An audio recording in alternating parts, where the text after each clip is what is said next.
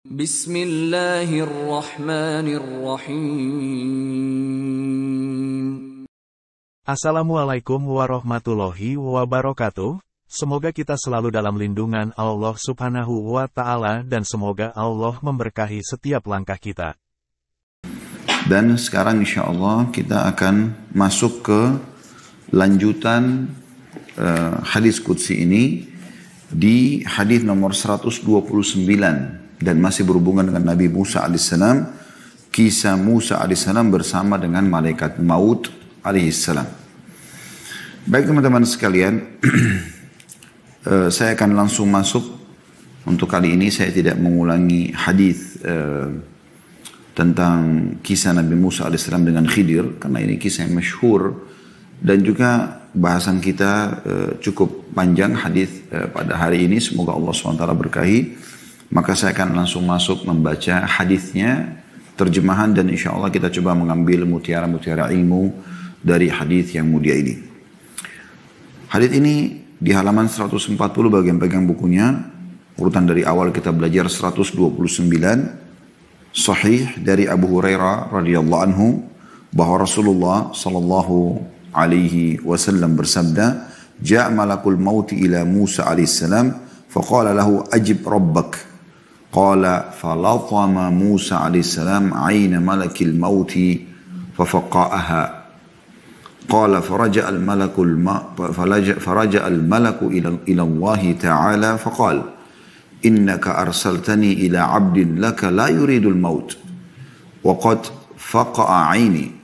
Qala faradda Allah ilayhi 'ainahu wa qala irji' ila 'abdi faqul al-hayata turid فإن كنت تريد الحياة فضع يدك على متن ثور فما توارت يدك من شعره فإنك تعيش بها سنة.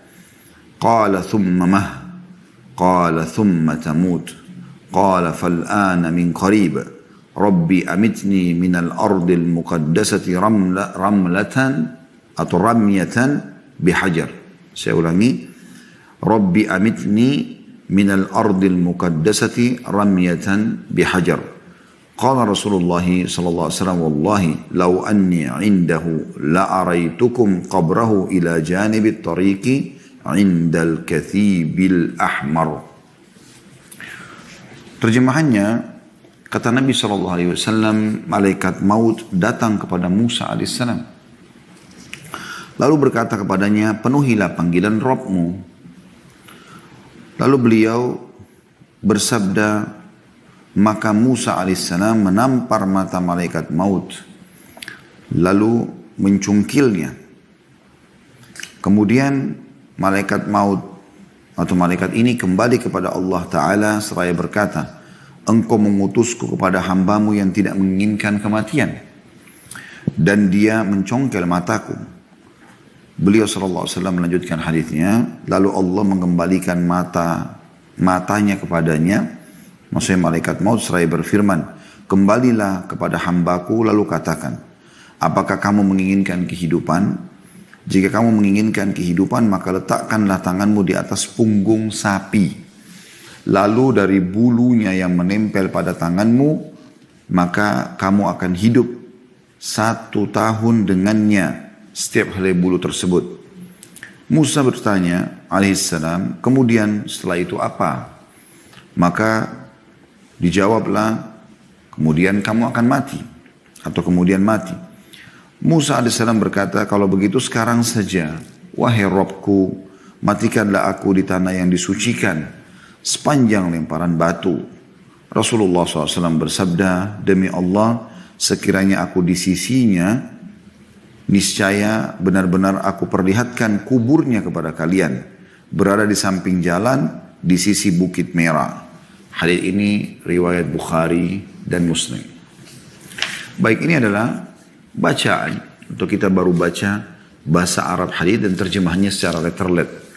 Kita tentu seperti biasa teman-teman sekalian akan mengorek hikmah-hikmah daripada hadis ini. Namun sebelumnya saya akan coba masuk ke makna global dulu. Malaikat maut datang kepada Musa alaihissalam. Di sini maksudnya dalam postur manusia. Dan bukan postur aslinya sebagai malaikat maut. Ya. Itu salah satu makna yang perlu difahami. Karena tadi saya baca secara letterlet ya. Kemudian dia berkata kepada Musa, penuhilah panggilan Rabbmu, maksudnya ruhmu akan saya cabut. Maka Musa pun sempat ya, marah dan menampar bagian mata malaikat maut sehingga matanya tercungkil. Nah, di sini mungkin terjemahan yang lebih tepat bukan mencungkilnya ya, tapi menampar bagian mata sampai matanya keluar ya. Kemudian malaikat itu kembali kepada Allah Ta'ala dan mengatakan, engkau mengutusku kepada hambamu yang tidak menginginkan kematian. Dia telah merusak mataku. Maka Allah pun mengembalikan mata malaikat maut, kemudian berkata kepadanya, malaikat maut kembalilah kepada hambaku, maksudnya Musa alaihissalam, dan tanyakan kepadanya, apakah kamu masih mau hidup? Ya, ini kita bukan lagi terjemah terlihat tapi makna ya, supaya bisa difahami makna hadits ini. Jika kamu memang masih mau hidup, maka letakkan tanganmu di atas punggung sapi. Berapa lembar rambut yang tersentuh oleh tanganmu itu, begitulah jumlah umur yang bisa kau dapatkan. Hitungannya per 1 bulu 1 tahun. Tentu ini banyak sekali ya. Karena kalau diletakkan tangan di atas punggung seekor sapi, misalnya telapak tangan orang dewasa, itu sangat banyak bulu yang tersentuh, gitu kan? Allah Subhanahu Wa Taala menawarkan, kalau dia mau, boleh dia hidup sejumlah bulu itu. Misal, yang tersentuh adalah 100 lembar bulu, berarti dia punya 100 tahun umur ke depan. 1000 lembar berarti 1000 tahun ke depan. 2000 berarti 2000 tahun. Ya. Namun Allah Subhanahu Wa Taala mengilhamkan di hati Musa alaihissalam dan Musa bertanya. Musa alaihissalam pertama sudah terima itu. Penawaran yang sangat luar biasa. Mau mati tapi dipanjangkan umurnya, gitu kan? Dan dia pun diberikan umur yang sangat luar biasa panjangnya gitu. Maka Musa alaihissalam bertanya kembali, setelah itu, setelah saya diberikan umur tambahan nanti, apakah saya juga akan mati? Kata malaikat menjawab dari Allah Subhanahu Wa Taala, iya. Maka dia pun mengatakan, kalau begitu, wahai Tuhanku, dia berdoa kepada Allah Subhanahu Wa Taala, matikanlah aku sekarang. Hanya saja aku minta agar aku dikuburkan di dekat Baitul Maqdis di Palestina. Dekat Baitul Maqdis di Palestina. Masjid Aqsa, ya. Ukuran lemparan batu. Jadi sejauh apa batu bisa dilemparin dari Baitul Maqdis, maka disitulah aku diwafatkan dan minta untuk dikuburkan. Maka Allah Subhanahu Wa Taala pun mengabulkan permintaannya. Lalu kemudian Nabi Muhammad SAW menutup hadis sambil mengatakan, demi Allah, kalau seandainya saya pas ada di sana di Baitul Maqdis, saya akan tunjukkan kepada kalian kuburannya Musa. Berada di pinggir jalan, ya, di atas tanah yang berwarna merah. Ini makna hadis.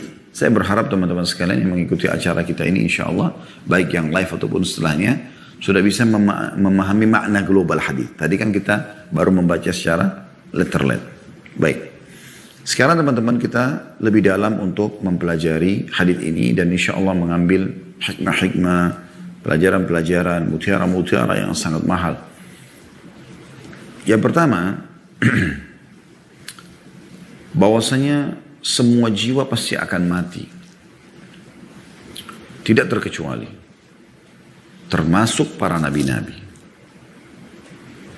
Karena Allah Subhanahu Wa Taala menjelaskan dalam Al-Quran, A'udzubillahi minasyaitonir rajim, kullu nafsin dha'iqatul maut. Semua jiwa pasti akan meninggal. Bahkan manusia terbaik pun, yaitu Nabi Muhammad SAW, meninggal dunia. Dan kisahnya sudah sangat masyhur di tengah-tengah umat Islam.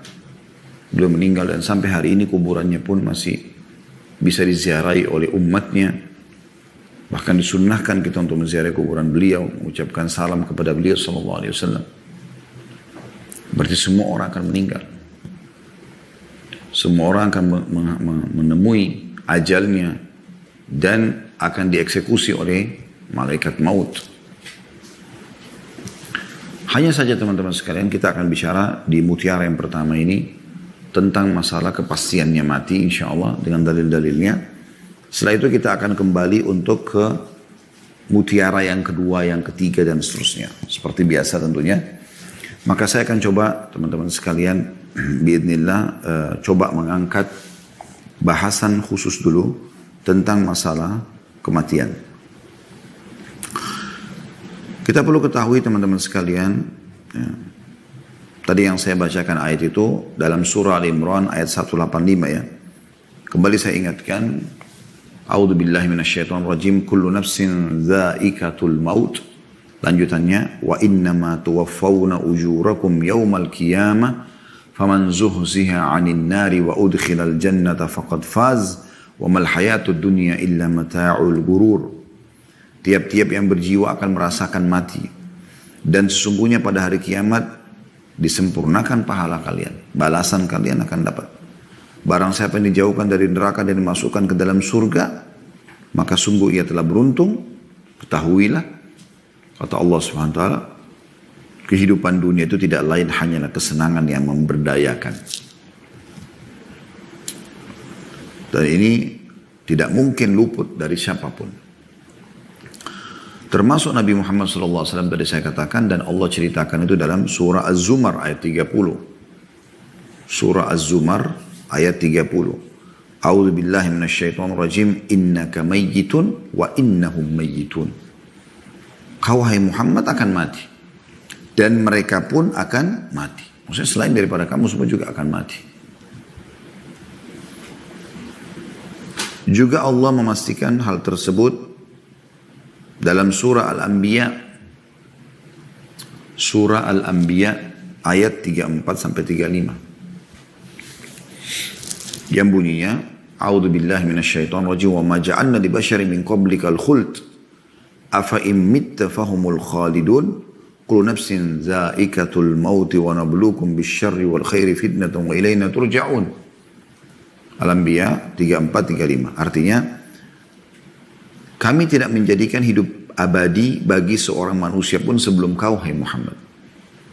Artinya jangankan kamu, semua orang sebelummu pun mati. Sesudahmu pun akan mati. Kamu juga akan mati. Maka jikalau kau mati, apakah mereka akan kekal? Orang-orang kafir, orang munafik itu. Maka tiap-tiap jiwa akan merasakan kematian. Kami akan menguji kamu dengan kebaikan dan keburukan sebagai cobaan yang sebenar-benarnya. Dan hanya kepada kamilah kamu dikembalikan. Maksudnya, nikmat apakah kau syukuri, cobaan apakah kamu bersabar. Karena pernah kita jelaskan teman-teman sekalian, di dalam konsep agama kita, harus berimbang antara nikmat yang kita nikmati dan kita syukuri dengan cobaan yang kita sabari. Ya, ada orang mau nikmat tapi tidak mau ada cobaan. Tidak bisa. Allah SWT sudah mengatakan dalam ayat ini, kami pasti akan menguji kamu dengan kebaikan dan keburukan. Sesuatu yang kau senangi dan kau tidak senangi. Ada saatnya kamu kenyang, ada saatnya kamu lapar, ada saatnya kamu sehat, ada saatnya kamu sakit. Ada saatnya kamu muda kuat, ada saatnya kamu tua. Ada saatnya kamu hidup, ada saatnya kamu mati. Ya, gitu. Nah di sini kita, pada saat nikmat ada, kita bersyukur. Pada saat cobaan ada, kita bersabar. Ya, seperti itu. Dan ini harus berimbang ya. Mati ini teman-teman sekalian, digambarkan juga oleh Allah Subhanahu wa taala tidak akan luput dari siapapun dalam surah An-Nisa ayat 78. Surah An-Nisa ayat 78.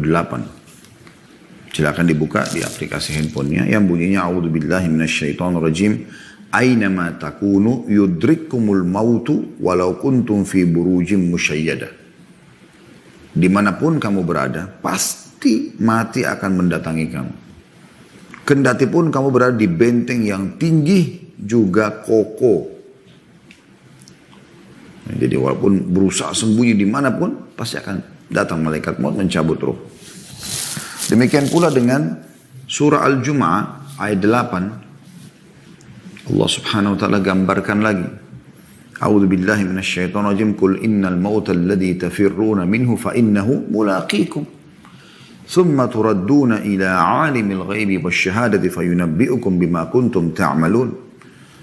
Sesungguhnya kematian yang kamu lari daripadanya pasti akan menemuimu. Kemudian kamu akan dikembalikan kepada Allah yang mengetahui yang gaib dan yang nyata. Lalu dia beritakan kepadamu apa yang telah kamu kerjakan. Ayat lagi jelaskan pasti akan mati. Dan saat itulah mulai ada hisab.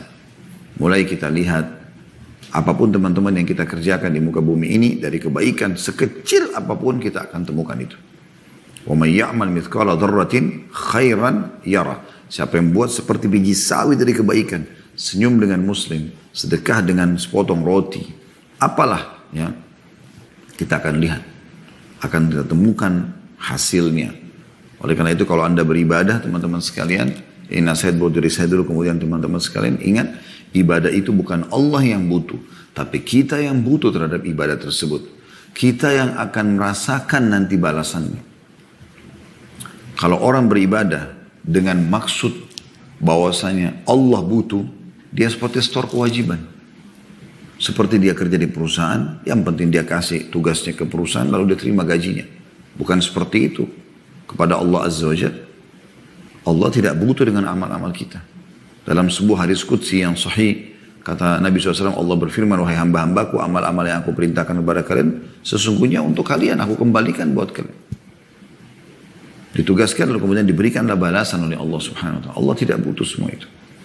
Nah kalau kita mengubah persepsi kita teman-teman sekalian, ternyata ibadah yang kita kerjakan kita yang membutuhkannya, maka kita akan lebih khusyuk dalam sholat. Kita akan lebih maksimal dalam bersedekah. Kita akan terus mengejar membaca Quran, zikir, berdoa, jenguk orang sakit, bakti sama orang tua. Karena kita tahu kita butuh dengan amal itu. Nah ini konsep yang benar. Sekali lagi ini konsep yang benar. Yang butuh amal Anda adalah Anda sendiri. Jangan sia-siakan itu. Jangan seperti store kewajiban kepada Allah. Tapi memang sebagai bentuk kepatuhan kepada Allah Subhanahu wa ta'ala.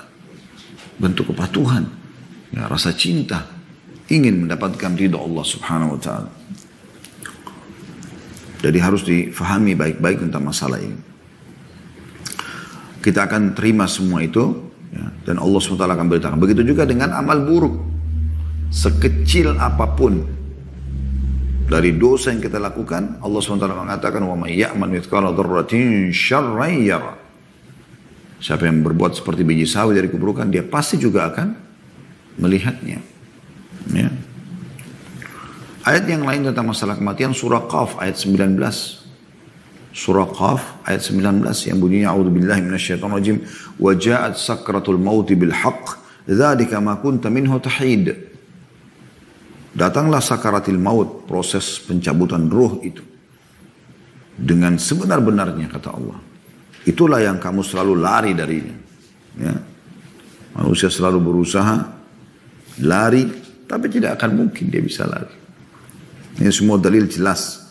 Ayat demi ayat kita bacakan. Ya.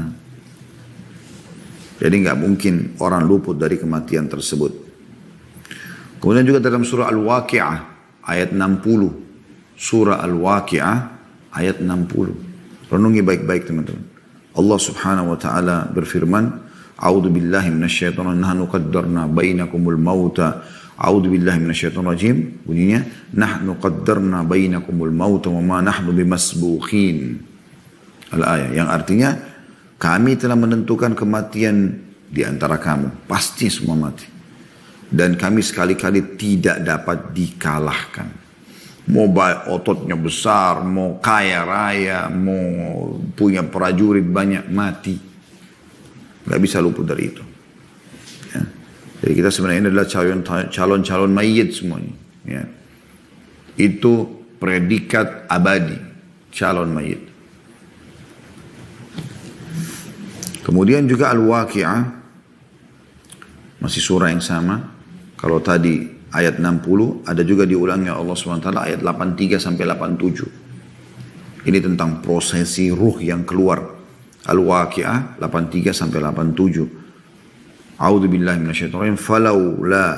Falaula idza balagatil hulqum wa antum hina idzin tanzurun wa nahnu aqrabu ilaihi minkum walakin la tubsirun falaula in kuntum ghaira madinina tarji'unaha in kuntum sadiqin. Allahu akbar. Artinya, maka mengapa ketika nyawa sampai ke kerongkongan padahal kamu pada saat itu melihat bagaimana pada saat nanti ruhmu sampai di kerongkongan dan kau lihat, kita semua akan menyaksikan itu. Malaikat maut cuma kita yang lihat, orang lain tidak lihat. Lalu kemudian dia cabut ruh sampai ke kerongkongan, kita rasakan dikeluarkan.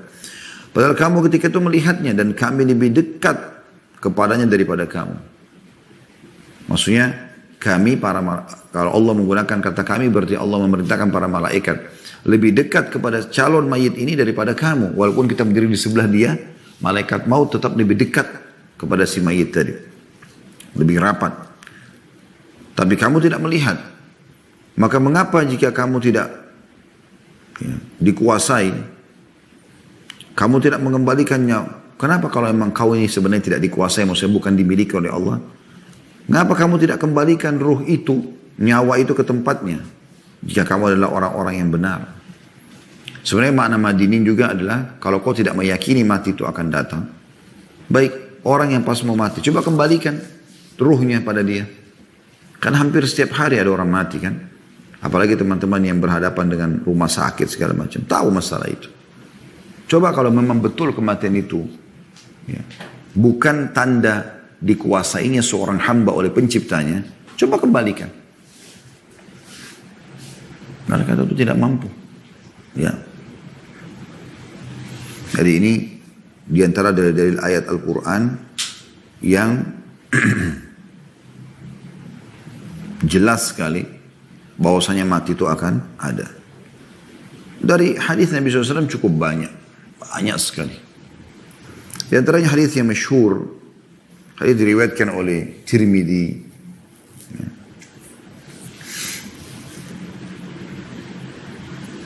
dan ini disahihkan oleh Syekh Albani, atau dihasankan lebih tepatnya. Yaitu hadis dari Abu Hurairah radhiyallahu anhu bahwasanya Rasulullah SAW bersabda, "A'maru ummati ma baina 60 ila 70 wa aqalluhum man yajuzu dzalik." Umur umatku, kata Nabi SAW, pasti kalaupun lewat sedikit sekali antara 60 sampai 70. Ini yang umumnya. Ada yang meninggal sebelumnya, ada yang meninggal sebelumnya, tapi ini yang umum mayoritas terjadi. Dan sangat sedikit di antara mereka yang melewati itu. Nah, Ibnu Majah sebutkan ini di nomor 4236. Dan Tirmidzi disebutkan di nomor 3550. Berarti kan menandakan pasti mati. Sedikit yang melewati, maksudnya tidak ada yang melewati. Kalaupun ada sampai 80, 100, itu bisa dihitung jari. Ya. Dan Nabi SAW sudah mengingatkan kepada kita teman-teman, kenapa kita pelajari poin ini? Kenapa kita jadikan sebagai poin pertama? Padahal kita bisa membahas sebenarnya tentang Nabi Musa. Kita bisa bahas tentang malaikat maut. Tapi saya tidak meletakkan itu di poin-poin pertama. Karena bagi saya ini mutiara termahal ini. Terlalu banyak orang lalai. Setiap hari pada saat bangun program di pikirannya dosa. Maksiat kepada Allah Subhanahu Wa Taala. Padahal dia makin dekat dengan kuburnya. Tidak ada tempat untuk lari. Mau lari kemana? Terus lalai. Bahkan sudah tua pun, sudah rabun matanya, mungkin sudah memutih rambutnya. Sudah melemah badannya. Makin jadi-jadi dengan kemaksiatan kepada Allah SWT. Kata Nabi SAW dalam hadis yang sahih diriwayatkan Ibnu Majah, An-Nasai, Ahmad, semuanya meriwayatkan rahimahullah, dan ini hadis sahih. Kata baginda Nabi SAW, "Akthiru dzikra hadimir radzat, yakni al-maut." Perbanyaklah mengingat pemutus kenikmatan, yaitu kematian. Saya kenikmatan dunia. Ya. Di dalam lafaz yang lain, lafaznya At-Tabarani dan juga Al-Hakim, "Akthiru dzikra hadhimil ladzat al-maut fa innahu lam yadhkurhu ahadun fi liqin min al-'aishi illa wassa'ahu alayhi wa la dzakarahu fi sa'atin illa dhayyaqaha alaih. Perbanyaklah mengingat pemutus kenikmatan, maksudnya kenikmatan dunia, yaitu kematian. Karena sesungguhnya tidaklah seseorang mengingatnya di waktu sempit kehidupannya, lagi susah, lagi lapar, lagi di PHK, lagi segala macam cobaan hidup lagi ada. Kalau dia ingat mati, kecuali itu akan melonggarkannya, atau melonggarkan kesempitan hidup orang itu. Toh juga saya akan mati, misal gitu ya. Itu sabda Nabi SAW ya. Dan tidaklah seseorang mengingatnya di waktu dia lagi lapang, kecuali akan menyempitkan keluasan hidup orang tersebut. Maksudnya menyempitkan celah-celah di mana dia bisa bermaksiat kepada Allah Subhanahu wa Ta'ala. Dan ini disebutkan dalam Jami'us Shaghir di nomor 1222 ya. Maka ini teman-teman sekalian dalil-dalil yang sangat jelas tentang masalah kematian itu pasti ada. Dan banyak sekali sebenarnya dalilnya ya. Ini sebagian saja, sekelumit yang kita ambil. Dan Nabi SAW menjadikan orang yang suka menjadikan kematian sebagai sebuah peringatan bagi dia. Toh dia juga akan mati ya, seperti itu kurang lebih. Itu adalah orang mukmin yang paling cerdas. Dengarkan hadisnya. Hadis ini diriwayatkan Ibnu Majah dengan sanad hasan nomor 4259. Dan Syekh Albani menyebutkan dalam As-Sahihah di nomor 1384. Dari Ibnu Umar radhiyallahu anhu bahwasanya beliau berkata, "Kuntu ma'a Rasulillah sallallahu alaihi wasallam." Aku pernah satu hari bersama Rasulullah SAW. Faja'ahu rajulun minal ansar. Datang seseorang dari Ansar. Fasallama ala Nabi sallallahu alaihi wasallam. Thumma qala. Kemudian dia mengucapkan salam kepada Nabi SAW. Lalu dia berkata, "Ya Rasulullah, ayyul mu'minina afdal?"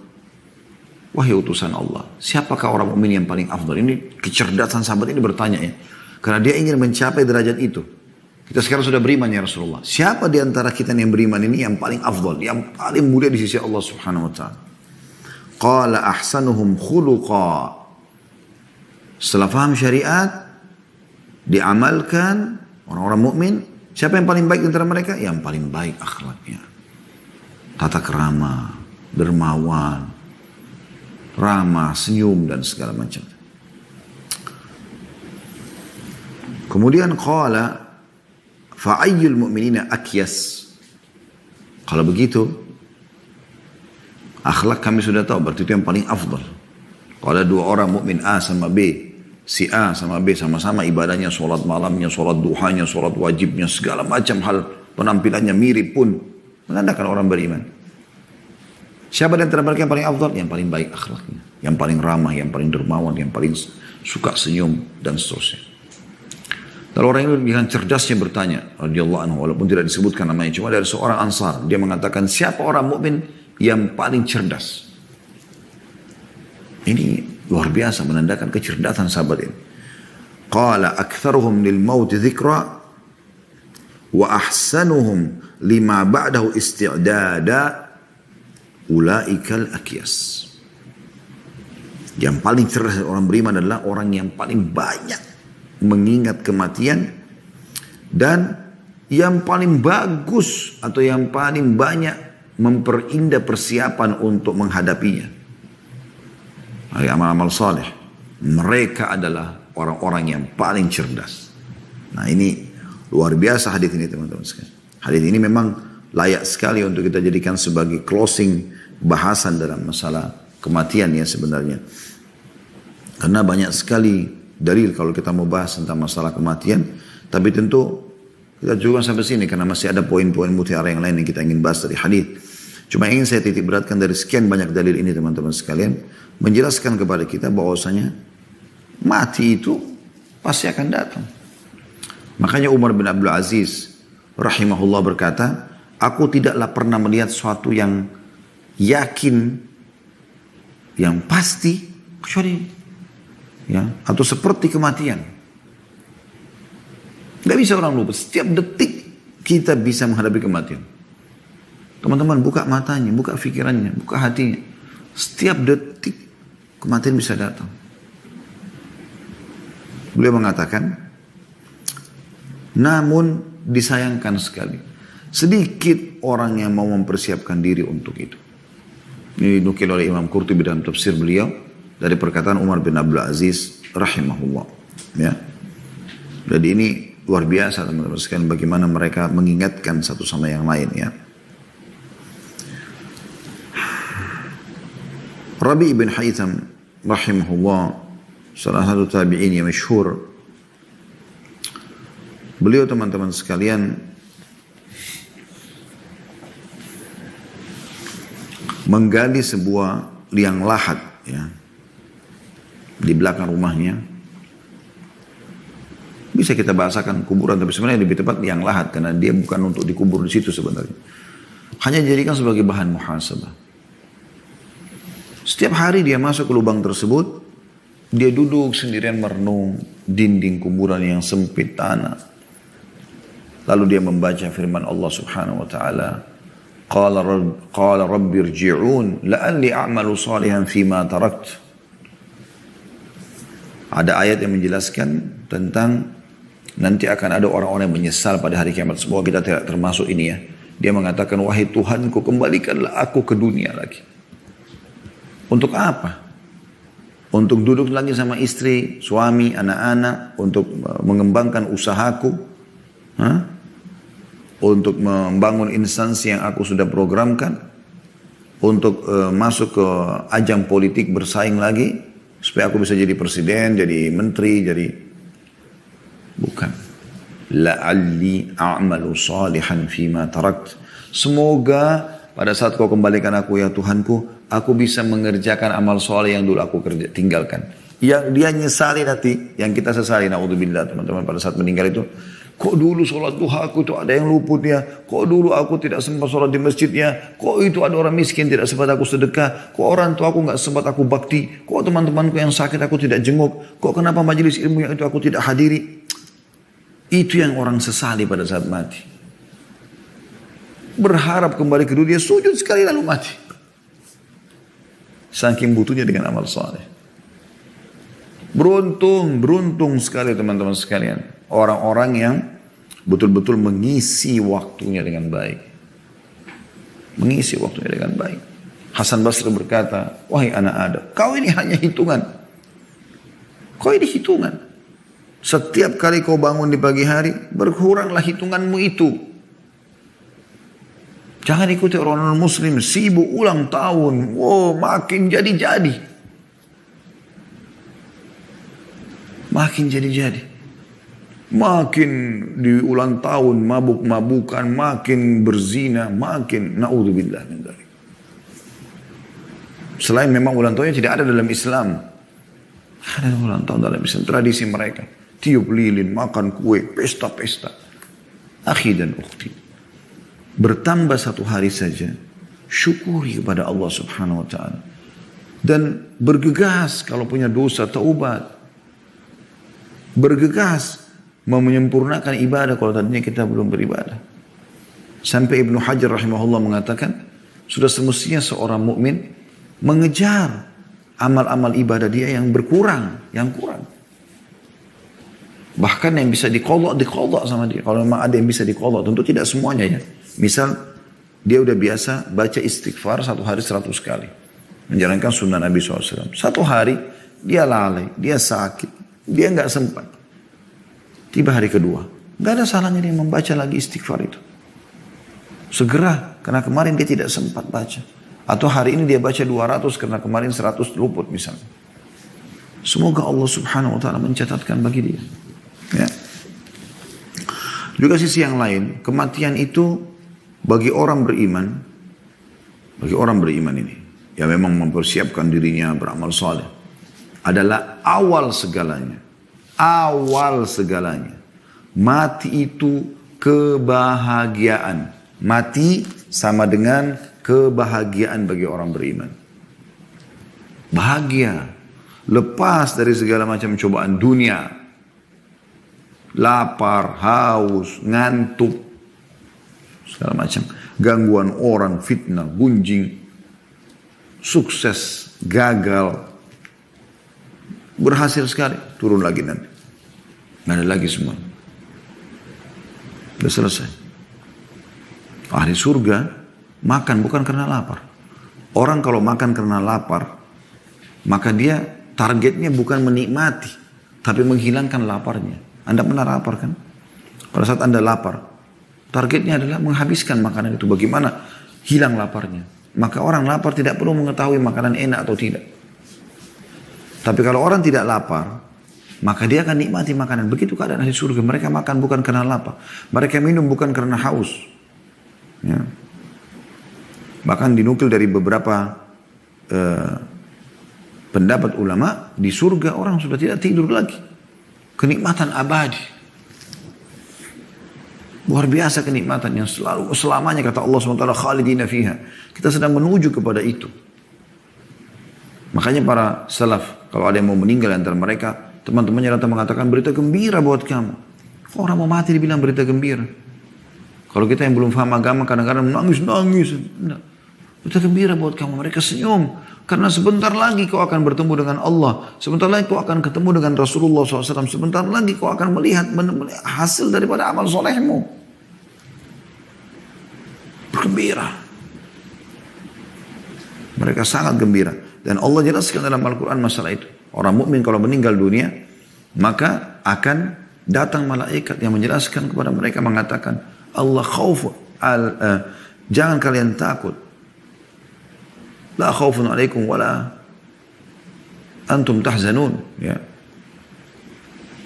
Ada jelaskan dalam ayat Al-Quran ya, tapi ini kurang lebih perkataan malaikat mengatakan bahwasanya jangan kalian takut, jangan kalian sedih. Jadi gembira buat mereka. Tapi yang jadi masalah sekarang adalah kematian bagi orang kafir, orang munafik, akhir segalanya. Selesai urusannya. Kalau dia meninggal dalam keadaan kafir, nggak ada lagi pertolongan. Anaknya yang muslim, biar doakan dia nggak ada gunanya. Nggak bisa lagi. Ini musibah paling besar, naudzubillah. Orang meninggal dalam keadaan ini. Makanya Allah SWT mengatakan, wala tamutunna illa wa antum muslimun. Ini tiket paling mahal. Jangan pernah kalian meninggal dunia kecuali dalam keadaan Islam. Karena walaupun dia bermaksiat kepada Allah Subhanahu Wa Taala, selama dia belum membatalkan keislamannya, meninggal dalam keadaan berzina, minum khamr, mencuri, segala macam. Kalau dia tidak sempat taubat dan berat, amal solehnya tidak mencukupi untuk mengimbangi nanti itu ditimbangan amal, dia masuk neraka dulu. Tapi diistilahkan dengan usatul mukminin, mereka ahli maksiat dari orang-orang kalangan orang beriman, setelah bersih dosanya akan dimasukkan ke dalam surga. Sampai banyak riwayat yang sudah saya jelaskan ya, kalau teman-teman lihat di playlist YouTube ada kajian kita tentang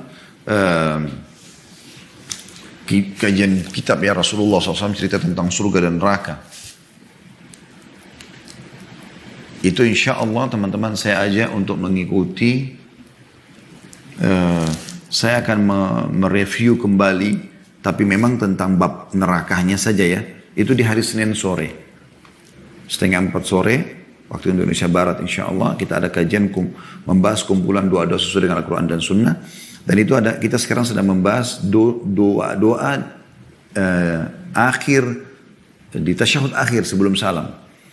Nah di antara doakan itu, Allahumma inni a'udzubika min adzabil qabr. Kemarin sudah kita jelaskan tentang masalah kuburan. Nanti kita akan masuk insya Allah Senin akan datang nih, wa'udzubika min adzabi jahannam. Dan jauhkan kami dari siksa api neraka jahannam. Itu akan kita jelaskan juga. Nah, orang-orang beriman yang bermaksiat, di situ disebutkan banyak riwayat, mereka kalau dia orang beriman akan keluar dari neraka. Dan mereka akan dicelupkan, dimasukkan ke sungai atau laut kehidupan, sungai kehidupan. Maka mereka akan tumbuh, ya, bersih dari luka-luka mereka segala macam itu, sebagaimana tumbuhnya tanaman di saluran air. Berwarna kuning-kuning. Kata Nabi SAW, tidakkah kalian melihat mereka tumbuh seperti berwarna kuning kehijauan dan masih lemas? Nah, seperti itu kurang lebih. Tapi bagi orang kafir, naudzubillah, selamanya. Tentu juga kita sebagai orang beriman teman-teman, jangan terus lalai dalam kemaksiatan. Karena kalau kita lalai dalam kemaksiatan, selalu saja tidak mau taubat, maka kita akan merasakan neraka dulu, naudzubillah. Sebelumnya siksa kubur. Untuk apa? Kenapa enggak langsung jadi orang selamat aja? Iya kan? Jangan menjadi orang yang merepotkan diri. Maka jadilah orang mukmin yang cerdas. Setiap hari dia akan mengisi hari-hari, detik-detik hidupnya, semua persiapan amal yang akan dia lakukan. Dan ingat, sekali lagi ingat saudaraku seiman, amal yang Anda lakukan untuk Anda, Allah tidak butuh. Sehingga maksimalkan. Ini mutiara pertama dari hadis yang kita ambil. Mutiara yang kedua, sebenarnya sudah saya singgung pada pertemuan yang sebelumnya, tentang masalah Musa alaihissalam. Musa alaihissalam termasuk nabi dari ulul azm. Sudah 124 ribu nabi, diantaranya 313 rasul. Sudah sering saya jelaskan perbedaan nabi sama rasul. Kalau nabi, seseorang yang Allah utus tidak membawa syariat baru, tapi mengingatkan kaumnya apa yang disampaikan oleh nabi dan rasul sebelumnya. Kalau rasul, seseorang yang membawa syariat baru, menghapus syariat sebelumnya. Makanya rasul jumlahnya sedikit. 124 ribu nabi, diantaranya 313 rasul. Yang wajib kita imani, tahu kisahnya, tahu namanya. Ya, 25 nabi dan rasul.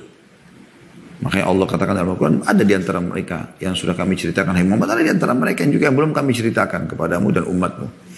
Yang jelas, teman-teman sekalian, dari 25 nabi dan rasul ini, ngerucut lagi ada pemimpin mereka, dikenal dengan ulul azm 5. Ya, Nuh, Ibrahim, Musa, Isa, Muhammad alaihi wassalatu wassalam. 5 ini. Nanti ngerucut lagi, yang paling afdal di antara 5 ini adalah Muhammad sallallahu alaihi wa ala alihi wa sahbihi wasallam. Nabi kita yang mulia. Kekasih kita semua, kasih orang beriman tentunya. Semoga Allah satukan kita bersama beliau di surga ya, tertinggi insya Allah. Nah, Nabi Musa adalah satu dari nabi-nabi ulul azm terpilih, gitu kan. Makanya namanya sangat banyak disebutkan dalam Al-Quran. Tidak kurang dari 120 kali disebutkan Musa alaihissalam. Hampir rata-rata surah-surah dalam Al-Quran, apalagi surah panjang itu ada kisah Musa alaihissalam. Ya. Walaupun tidak ada surah namanya surah Musa, nggak ada. Nabi-nabi lain ada, surah Yunus, surah Ibrahim, surah Hud, ya, surah Yusuf, ada kan? Surah Muhammad alaihi wassalatu wassalam. Tapi Musa nggak ada. Cuman kisah Musa alaihissalam kalau kita perhatikan, kalau Anda sering baca Quran, apalagi Anda mengkhatam, Anda ulangi lagi, tidak asing lagi. Terulang-ulang kisah Musa alaihissalam dalam Al-Anbiya. Dari Al-Baqarah ada, Al-Imran ada, terus dalam surah-surah ini ada.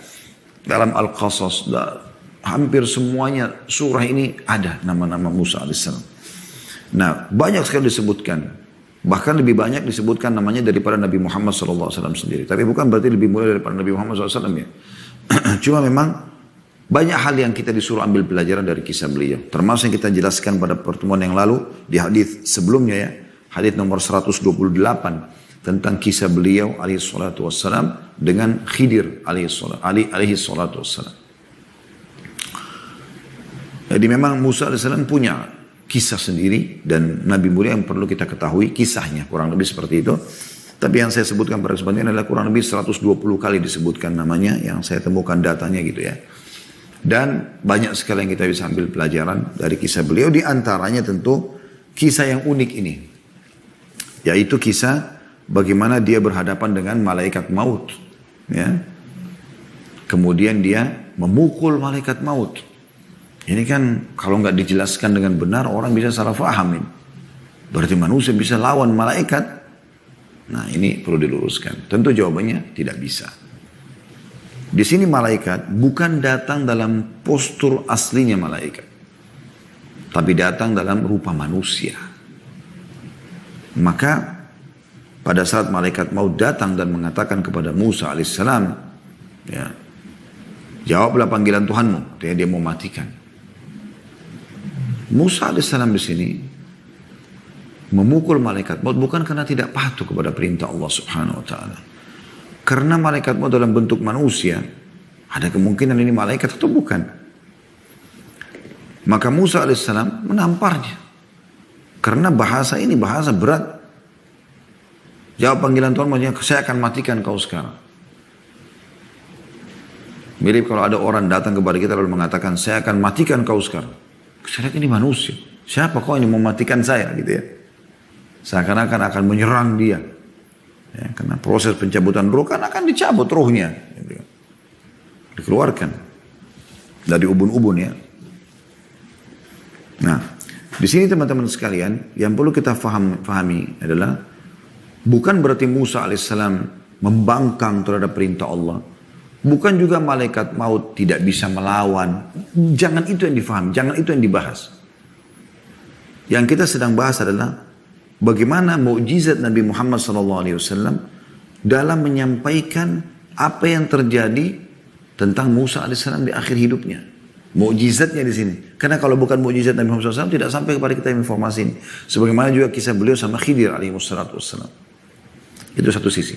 Sisi yang lain, di sini Musa alaihissalam manusia biasa. Datang manusia kepada dia lalu tiba-tiba mengatakan, kau akan saya matikan. Maka yang terjadi dia melawan, gitu kan. Andai saja Musa alaihissalam sudah tahu dari awal ini adalah malaikat maut, tentu dia tidak akan melawan. Karena sudah tahu seorang nabi. Kita saja orang-orang beriman bukan di kalangan nabi tahu kalau malaikat maut datang nggak mungkin kita melawan, gitu kan. Seperti itu. Dan ini berarti Allah Subhanahu wa taala ya yang telah mengatur semua takdir hamba-hambanya lebih tahu hikmah kenapa terjadi seperti ini dan kenapa sampai kepada kita. Membuktikan juga bahwasanya malaikat maut juga makhluk. Nanti akan kita jelaskan di mutiara yang ketiga insya Allah masalah itu ya. Yang jelas Musa alaihissalam punya kisah unik di sini dan dia pun ya, melakukan ini pada malaikat maut sampai malaikat maut kembali kepada Allah lalu mengatakan kepada ya, malaikat maut sesungguhnya ya, malaikat maut mengatakan ya Allah engkau mengutus aku kepada hamba-Mu yang tidak mau mati. Maka Allah mengembalikan matanya. Setelah itu ya Allah SWT mengatakan kembalilah kepada hamba-Ku dan katakan kalau dia masih mau hidup lagi maka dia boleh meletakkan tangannya di atas punggung sapi. Berapa bulu yang tersentuh dengan tangannya itu atau kalau diangkat tangannya ada bulu yang melekat ya, begitulah jumlah umur per satu bulu 1 tahun. Maka malaikat maut kembali lalu menyampaikan itu. Disitulah Musa alaihissalam mengatakan baiklah kalau gitu sudah ada informasi ya, sekarang dia sudah lebih menyadari tentang malaikat maut ini memang utusan Allah Subhanahu wa taala. Maka dia pun mengatakan kalau setelah itu apa lagi? Setelah saya dikasih umur yang panjang tambahan pun per 1 bulu 1 tahun. Kata malaikat maut, kau akan mati. Maka kata Musa alaihissalam, kalau gitu matikan saya sekarang. Kemudian dia minta kepada Allah SWT agar dimatikan jarak lemparan batu dari Baitul Maqdis atau Masjid Aqsa. Lalu Nabi SAW memastikan di penutupan hadits mengatakan demi Allah kalau saya lagi ada di Baitul Maqdis saya tunjukkan kalian di mana kuburannya. Lalu Nabi SAW sebutkan cirinya. Apa cirinya? Cirinya adalah dia ada di pinggir jalan di atas gundukan tanah berwarna merah kan gitu dikatakan ya. Demi Allah kata Nabi SAW di akhir hadis sekiranya aku di sisinya di sana Baitul Maqdis ini saya benar-benar aku perlihatkan kuburnya Musa kepada kalian berada di samping jalan di sisi bukit merah. Nah, bukan tumpukan tanah, di sisi bukit merah. Ya. Juga saya ingin tambahkan di sini teman-teman, mungkin yang pernah ke Palestina ya. Kami pun di Uhud Tour, di travel kami, bolak-balik alhamdulillah kita berangkat ke sana. Dan ada tulisan buku saya sudah terbit, Palestina yang terlupakan. Setelah saya bolak-balik ke sana, sekitar alhamdulillah 3-4 kali. Saya melihat kok umat Islam banyak yang belum ke sana ya. Karena sebenarnya ke sana itu termasuk bagian salah satu masjid yang kita dianjurkan untuk mendatangi Baitul Maqdis ya. Nah di sini teman-teman sekalian ada sering tour city dilakukan dan itu saya lihat hampir semua travel yang dari Indonesia pun dari Malaysia yang masuk ke Palestina mengambil paket itu. Mereka sering mendatangi makam-makam, ya, makam Nabi Yunus di satu wilayah ya. Sehingga saya namanya Haihul ya, atau lupa saya nama kotanya itu. Terus kemudian makam Nabi Musa ya. Subhanallah waktu awal saya masuk Palestina dulu, saya bimbing jemaah, saya ikutin itu semua satu paket. Namun tujuannya bukan untuk mendatangi makam-makam ini. Tapi saya ingin tahu dan saya tanya. Saya tanya penjaganya, orang Palestina, karena ngerti bahasa Arab. Alhamdulillah saya tanya dia. Sebenarnya saya mau tanya. Ini makam, maksudnya prasasti, atau kuburan. Pernyataan mereka sendiri teman-teman, perhatikan baik-baik. Para penjaga makam itu mengatakan ini adalah prasasti. Nggak ada kuburan di bawahnya, itu nggak ada. Nah ini penting untuk digarisbawahi teman-teman sekalian. Jadi kalau satu waktu Anda ke Palestina, nggak usah repot-repotkan diri untuk ke sana. Karena yang mereka namakan makam Nabi Musa, terus dibuatkanlah kayak kuburan begitu besar, ada masjidnya, jauh sekali dari Baitul Maqdis. Jauh sekali. Kalau seingat saya, kalau saya tidak salah antara 20 sampai 25 menit perjalanan dari Baitul Maqdis ke makamnya Nabi Musa yang mereka selalu datangi. Perhatikan apa hadis di sini berbunyi. Kuburan Nabi Musa alaihissalam berada jarak lemparan batu dari Baitul Maqdis. Ya. Lemparan batu itu sejauh apa sih? Gitu. 10 meter, 20 meter. Anggap 100 meter misalnya. Sudah jauh sekali 100 meter kalau ada orang bisa melempar sampai 100 meter batu. Yang Anda percaya apa yang orang-orang buat dari khurafat seperti yang tersebar sekarang atau hadis Nabi SAW? Tentu harusnya kita percaya hadis Nabi SAW. Nabi SAW memastikan di sini. Sesuai dengan permintaan Musa AS. Minta agar dimatikan, dikubur jarak lemparan batu dari Baitul Maqdis. Nabi SAW disebutkan. Di pinggir jalan, di dekat Baitul Maqdis, di gunung atau bukit berwarna merah. Gitu. Dan perlu Anda ketahui ya, kita dalam Islam tidak dikhususkan, atau tidak ada dalam perintah agama kita, khusus mendatangi makam-makam Nabi-Nabi ini. Karena orang buat banyak sekali. Ya. Di Jordan juga ada, mereka buat segala macam makam. Ya. Padahal sebenarnya belum ada kepastian semua itu. Karena makamnya Nabi Syuaib, sekian panjang gitu. Bahkan di lokasi Baitul Maqdis sendiri yang kurang lebih 14.000, ya seingat saya sekitar 14.000 meter ya, 1,4 hektar ya luasnya kalau saya tidak salah, luas itu kurang lebih. Itu ada satu bangunan tua, sekarang jadi seperti sekolah gitu kan. Kebetulan di situ dijadikan sekolahnya Syekh Yusuf. Syekh Yusuf ini imam. Saya kenal beliau karena setelah saya tahu ternyata beliau angkatan Universitas Islam Madinah juga, tapi beliau senior kami tentunya. Kemudian kami bawa jemaah, biasanya beliau ceramah, sampaikan nasihat. Ternyata di madrasah beliau itu di dalam lokasi masjid itu, ya, tentu di dalam lokasi yang sekitar 14.000 meter. Kalau misalnya kita gambarkan meja ini, di paling depan ada namanya Masjid Kibli, ya, itu yang paling depan. Kemudian Anda biasa lihat yang kubahnya emas, kubat sakhra, itu semua masih dalam lokasi area masjid ya. Dimanapun kita sholat kita dapat keutamaan tentunya. Dan Anda bisa kembali ke buku kami, Palestina terlupakan, cukup banyak keutamaan. Negeri Syam, Palestina, Baitul Maqdis sudah kami sebutkan semuanya. Tapi jelas hadis-hadis mulia banyak sekali. Di antaranya yang Nabi Sulaiman AS memohon kepada Allah Subhanahu Wa Taala agar siapapun yang datang ke Baitul Maqdis sholat, ya, setelah beliau renovasi ya, maka diampuni dosanya seperti baru dilahirkan oleh ibunya. Dan Allah SWT kabulkan itu. Sebagaimana dijelaskan oleh Nabi SAW. Yang jelas teman-teman sekalian, di situ ada makam Nabi Sulaiman. Panjang sekali, mungkin 10 meter lebih. Ya. Ditutup sama gorden. Lalu Syekh Yusuf sendiri mengatakan, ini ya Khalid makam. Bukan kuburan Nabi Sulaiman AS. Tapi mereka yakini begitu. Maka sampai sekarang tentunya karena beliau yang pegang dan semoga insya Allah selamanya tidak dihususkan ziarah ke situ. Tapi beliau perlihatkan ini panjang sekali dari ujung tembok ke ujung tembok. Maka ini harus hati-hati diperhatikan. Ini tambahan informasi karena saya lihat banyak jemaah kita juga yang berangkat ke sana ya.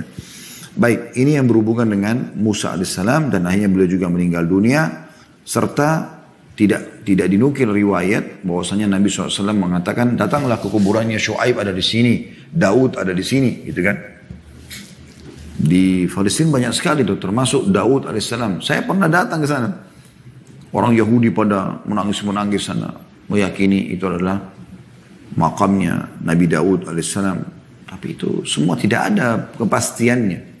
Dan saya pernah mendapatkan informasi dari sebagian guru kami, mereka mengatakan bisa dipastikan kalau Allah Subhanahu wa taala memang menjaga satu-satunya kuburan Nabi yang pasti adalah kuburan Nabi Muhammad SAW untuk menjelaskan kepada umat manusia, inilah Nabi yang kalian ikuti di zaman akhir zaman ini, ya, setelah beliau diutus tentunya sallallahu alaihi wasallam.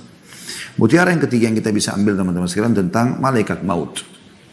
Nah, ada hal yang perlu kita perbaikin di sini. Seringkali mungkin Anda dengar ada perkataan mengatakan malaikat maut bernama Israel, ya, Israel. Maka coba kita telusuri di sini teman-teman sekalian, sumber tentang malaikat maut bernama Israel itu adalah berita dari Israiliyat, bukan dari syariat Nabi Muhammad SAW. Israel maksudnya informasi dari ahli kitab sebelum kita. Jadi belum pernah ada hadis atau ayat Al-Quran menjelaskan kalau Jibril, Mikail, Israfil, ya itu disebutkan namanya. Tapi Israel gak disebutkan namanya. Makanya setelah memaparkan surah Sajdah ayat 11 yang berbunyi A'udzu billahi minasyaitonir qul yatawaffakum malakul maut alladzi wukkila bikum tsumma ila rabbikum turja'un. Katakan hai Muhammad, malaikat maut yang diserahi untuk mencabut nyawamu akan memastikan kamu atau akan mematikan kamu, kemudian hanya kepada Tuhanmu kamu akan dikembalikan. Kata As-Sindi atau As-Sindi, penamaan Israel itu tidak satupun hadis yang derajatnya marfu, nggak ada yang bisa dipegangi. Al-Manawi, ya, dalam kitabnya Faidul Qadir, jadi 3 halaman 32 berkata, setelah menyebutkan bahwa malaikat maut itu lebih dikenal dengan, ya, Israel, beliau berkata, saya tidak menemukan nama Israel dalam riwayat. Syekh Albani ketika mengomentari pendapat At-Tahawi berkata, Imam Tahawi rahimahullah berkata, kami mengimani adanya malaikat maut, ya, yang ditugaskan untuk mencabut nyawa semesta alam, ya. Ya. Ini nama yang tertera dalam Al-Quran, maksudnya malaikat maut. Adapun penamaan malaikat maut dengan Israel sebagaimana yang sering dikenal manusia selama ini tidak ada sumber dasar dalilnya, akan tapi bersumber dari Israiliyat. Syekh Utsaimin rahimahullah, salah satu ulama Saudi yang sudah meninggal rahimahullah, berkata malaikat maut dikenal dengan nama Israel umumnya di masyarakat, namun ini tidak benar karena itu bersumber dari athar Israiliyat, maksudnya riwayat daripada orang-orang ahli kitab. Kita tidak wajib mengimani nama Israel tersebut. Jadi kami menamakan malaikat pencabut nyawa itu dengan malaikat maut karena Allah Ta'ala sendiri berfirman dalam surah Sajdah tadi, qul yatawaffakum malakul maut alladzi wukkila bikum, katakanlah malaikat maut Allah menamakan dengan begitu, yang diserahi untuk mencabut nyawamu, untuk akan mematikan kamu. Ya, jadi ini perlu kita sampaikan tentang masalah nama, ya, yang dipakai atau sering disebarluaskan oleh orang-orang, ya, tentang masalah malaikat maut itu. Terakhir teman-teman sekalian kita tutup dengan masih masalah kematian. Ada sering muncul pertanyaan teman-teman sekalian, ya. Apakah malaikat maut itu satu atau banyak? Ya. Maka ini sering kali tersebar. Dan bagaimana kalau seandainya ada orang atau terjadi kasus mati massal seperti terjadi tsunami, terjadi banjir, longsor dan segala macam, atau peperangan, kena bom, hancur. Apakah bagaimana prosesnya nih? Ya, seperti itulah. Sering kali muncul pertanyaan seperti itu.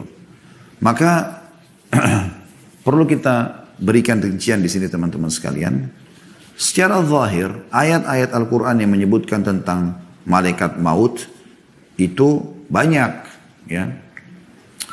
Ayat pertama misalnya dalam surah Al-An'am ayat 61, A'udzu billahi minasyaitonir rajim, ini Al-An'am surah nomor 6 ayat 61, ya, yang bunyinya hatta idza jaa ahadakumul mautu tawaffathu rusuluna wa hum la yufarritun. Perhatikan kalimat rusuluna.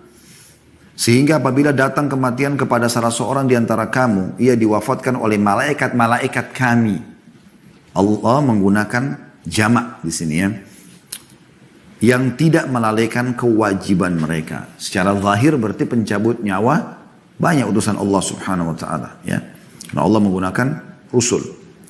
Begitu juga dengan Allah sebutkan dalam surah An-Nahl ayat 28. A'udzu billahi minasyaitonir rajim. Alladzina tatawaffahumul malaikah. Orang-orang yang diwafatkan oleh malaikah. Malaikah jamak daripada malak. Jadi diwafatkan oleh para malaikat-malaikat. Ya, jadi ini jamaknya, gitu kan. Jadi ini secara zahir Al-Quran gitu. Para ulama telah menelah masalah ini cukup dalam. Kesimpulan terbaiknya adalah pada dasarnya malaikat maut itu yang memang memegang ya, tugas utama adalah satu. Tetapi ia memiliki pembantu-pembantu yang membantu dia untuk melakukan hal tersebut. Ya. Itu sangat masyhur hadis Nabi SAW. Sesungguhnya hamba mukmin dalam hadis Bukhari Muslim. Kalau ia berpisah dengan dunia ini, innal abda al-mu'min idza kana fi inqita' min ad-dunya. Saya langsung terjemahkan saja karena waktu ya. Sesungguhnya orang mukmin kalau akan berpisah dengan dunia ini dan menuju ke akhirat, maka turunlah kepadanya para malaikat dari langit yang memiliki wajah yang putih ya, seperti terangnya matahari. Mereka membawa kain kafan dari kafan-kafan surga gitu kan. Sampai duduk ya, yang dapat dijangkau dengan pandangan mata. Kemudian datanglah malaikat maut alaihissalam duduk di bagian kepalanya. Kemudian mencabut rohnya. Dan ini hadis sahih riwayatkan Ahmad nomor 18.063. Ya. Kemudian juga Ibnu Abbas berkata radhiyallahu anhuma, limalakil mauti a'wanun minal malaikah. Yukhrijuna ar-ruhu minal jasadi fayaqbiduha malakal maut idan tahaq ilal hulkum. Malaikat maut memiliki peran ya, atau memiliki pendukung-pendukung dari kalangan malaikat, atau mereka para malaikat tersebut mengeluarkan ruh dari jasad. Hingga saat ruh itu sudah mencapai kerongkongan maka malaikat maut mencabutnya. Jadi ada yang membantu dia. Tafsir Ibnu Katsir jadi 3 halaman 239. Ya. Jadi tidak heran kalaupun ribuan orang yang mati dalam waktu yang bersamaan, maka tetap mudah bagi malaikat maut ya. Tetap mudah bagi malaikat maut karena banyak yang membantunya untuk mengeluarkan ruh tersebut ya. Dan pada saat sudah sampai di kerongkongan atau di mana baru dialah yang mengeksekusi itu ya. Ada sebuah statement yang menarik dari Imam Mujahid rahimahullah, salah satu tabi'in yang masyhur. Anna dunya baina yaday malakil mauti ya, qad tasti baina yaday insani ya'khudhu min haitsu sya'. Sesungguhnya dunia ini di hadapan malaikat maut tidak ubahnya bagaikan sebuah piring yang posisinya berada di hadapan seorang manusia. Ia bisa mencomotnya sesukanya. Dinukil oleh Qurtubi ya, di jilid 14 halaman 94. Jadi sekalipun jaraknya jutaan kilometer ya, maka malaikat maut memiliki postur tubuh yang besar menurut Imam Mujahid, dan dunia ini seperti wadah piring. Kita kalau sebarin nasi ya di piring kita walaupun banyak penuh, kan kita bisa comot yang mana saja kita mau. Ya. Itu gambarannya gitu. Jadi malaikat maut ya tidak ada masalah dengan itu semua. Dan ini sebenarnya tidak perlu terlalu kita rincikan sebenarnya. Maksudnya kita terlalu fikirkan itu. Yang penting bagaimana kita mempersiapkan masalah kematiannya. Cuman ini kan ada bahasan para ulama. Juga ada rasional kan, supaya orang menjawab syubhatnya orang dan tidak usah lagi dibahas lebih dalam nantinya gitu kan. Kalau seandainya PLN misalnya di Indonesia mau padamkan api, lampu, apakah dia harus datangi setiap rumah orang untuk dipadamkan? Saya tidak, nggak perlu. Ada sentralnya selesai kan gitu. Kurang lebih seperti itu. Jadi ini jawaban tentang masalah malaikat maut ya. Jadi ada yang membantunya, hanya saja teman-teman sekalian yang nanti eksekusi terakhir adalah malaikat maut, dan Allah SWT berikan beliau alaihissalatu wassalam ya kemampuan untuk bisa mencabut. Ya. Dan tentu kita semua juga akan menyaksikan itu. Tinggal tunggu waktunya. Dan semoga Allah tutup kita dengan husnul khatimah. Alhamdulillah.